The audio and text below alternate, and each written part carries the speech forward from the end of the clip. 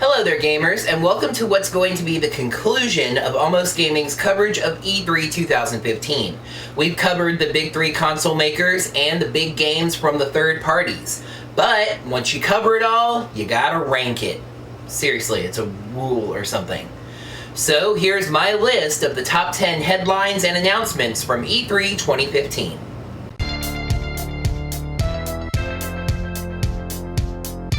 Now, I feel it's important to point out that this is going to be my top 10 headlines and announcements. Almost Gaming is a committee of one, me. You don't have to agree with me though. Based on my reading of multiple Who Won E3 articles and polls, you're probably not going to. I actually redid the list a little bit to try to add in some objectivity, but in the end, even measuring general impact is done by my own standards. First, some honorable mentions. I was really surprised by the Nintendo Skylanders announcement, since I figured those two to be more rivals than partners.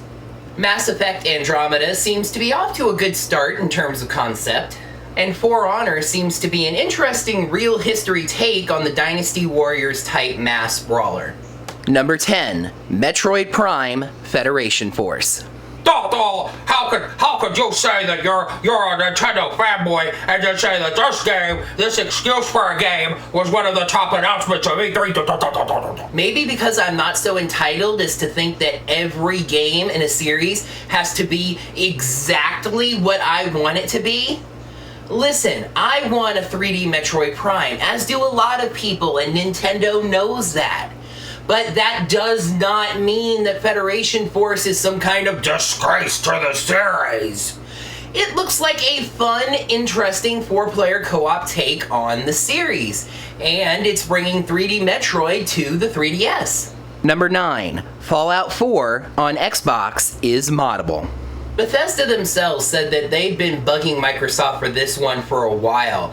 Game modding has been one of the big advantages that PC gaming has had over the consoles for a good while now. Allowing the modding community to move their mods to the Xbox One for at least one game could attract even more gamers to their platform, which is smart. It also gives Fallout 4 even more replayability. Number 8, The Last Guardian. The Last Guardian looks really good, and I loved Shadow of the Colossus. So, why not higher? Because we still don't know much, and we've already heard about this game. Listen, it was great to know that the game is alive and seems to be happening, and it looks fantastic, like I said. Just get back to me when we can pre-order it, okay? Number 7, Final Fantasy VII Remake. What? This is like the number one thing the gamers have been demanding forever. It's why me and all the other gamers that were only kind of half listening said that Sony had the best press conference. Just because this is the most demanded remake in gaming history doesn't mean that this isn't another freaking HD remake. Actually, I'm a little bit concerned about how Final Fantasy VII will translate over to full, shiny HD, and what changes might end up being made to the story. And also, brace yourselves.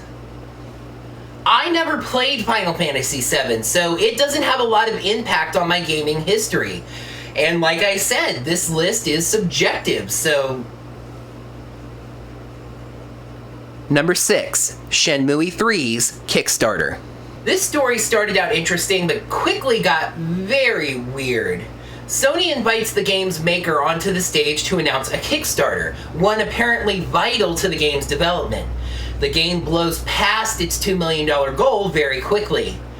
Then, all of a sudden, someone remembers that the first game cost approximately $50 million to make, and all of a sudden the game has a lot of secret investors, who apparently had already made the decision to invest in the game but needed the gentle nudge of a proof of interest.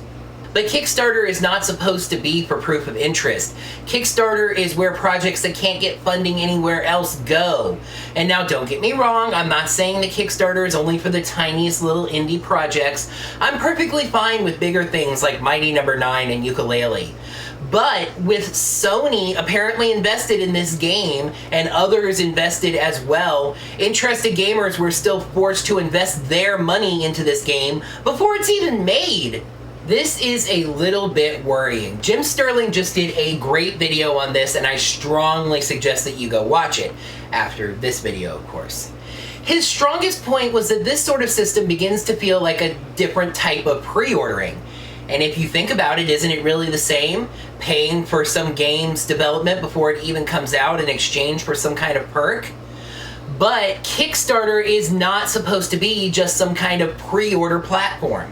Number 5, Xbox One backwards compatibility. Yeah, you know I'm going to explain. This was great news for XB1 owners, and it finally gives this console a leg up over the PS4, something that it's never had before. So why is this just down here in the middle? Well, other than the 4 stories that are ranked above it, something about this has been getting to me. A lot of people have been saying, even if somewhat dismissively, well, you know, it should have been there from the start, but hey, whatever, it's there now. No, not whatever. This is the second time that Microsoft has tried to look saintly for fixing something that they broke. The Xbox One and the PS4, not hating, should have had backwards compatibility from the start. And the fact that this is just a matter of coding proves that it could have been there from day one. I just cannot give them that much credit for fixing their own mistake. That said, it is a good move, it adds value to the console, and makes me probably about 5% more likely to get one. Number 4, Xbox Game Preview. There's a clean break in the list right here. Everything below this actually got rearranged 2 or 3 times, but I was pretty sure about these 4. I know that Xbox Game Preview is just Steam Early Access on a console, but consoles haven't really had a system like that, so I think it's a good idea. I also really love how they require a free demo of the game to give you just a touch of a game before the larger taste that is early access. If you take a game like Air Control, I'm sure a little 2 to 5 minute free demo would be more than enough to show you that early access wasn't worth it. Number 3, Star Fox Zero. It does kind of feel like Nintendo knew that they needed to put one of their big hitters on the Wii U in a new game, and decided it was time to give Star Fox a shot. The gamepad just screams aiming flight combat, so that's a pretty good fit. The gameplay seems to have evolved in some interesting ways, although if this is a prequel, that is going to raise some questions in the story. A lot of people were really disappointed with Nintendo's presentation, but even those people point to Star Fox as the highlight. Number 2, Kingdom Hearts 3. This is a lot like The Last Guardian, but for a game I'm much more excited to get my hands on. It's distressing that the release date is moving backwards instead of forwards, but what we saw of the game looks fantastic. The gameplay has evolved, there are new worlds to visit, we're getting more of this deep, wonderful story that we've gotten used to. As a Kingdom Hearts fan, you can consider me satiated. For now. Number 1. HoloLens. I will admit right up front that it remains to be seen how this technology can be applied to gaming in any way besides Minecraft. I did hear that there was a Halo demo at E3, but I didn't really hear how that went for anybody. Is the HoloLens going to be anything more than your monitor can now be any blank wall? But it gets the top spot because its on-stage demo was just fantastic. The 3D Minecraft demo was amazing. I was absolutely astounded. I forgot to take notes for a minute. It just worked perfectly and looked great, even if it was set up under perfect conditions. And as Dodger pointed out, it was the perfect type of thing to make developers go, whoa, hey, what can we do with technology like that? It was E3's biggest wow moment, and thus, its top headline. That is going to do it for Almost Gaming's coverage of E3 2015. Thank you so much for watching. I do appreciate your patience. I realize I didn't stick to the schedule that I posted.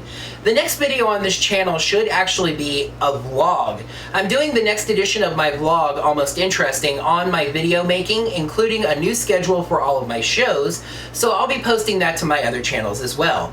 Be looking forward to that, as well as your standard weekly doses of video game news. Until next time, game on!